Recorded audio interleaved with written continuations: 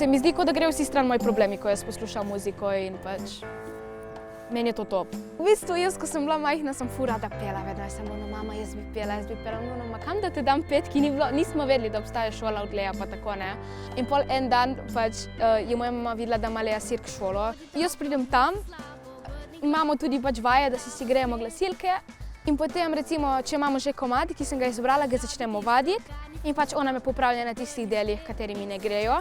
Zdaj pojem večinoma komade od drugih, da se naučim dobro tehniko. Pa bolj pop, mogoče rap, Billie Eilish, Ariana Grande, Eminem.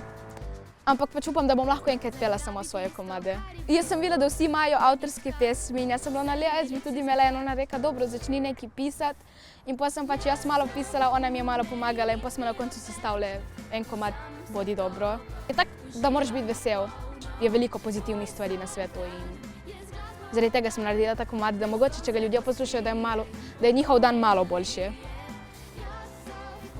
Najbolj ustvarjalna sem, ko mi je dolg čas v bistvu. Nimam nič za delati in pol se mi kar naenkrat nekaj pride in pol samo začnem pisati. Prejšnje leto sem bila na Fensu v Kopru, dobila sem 3. mesto za moj avtorski komad Bodi dobro.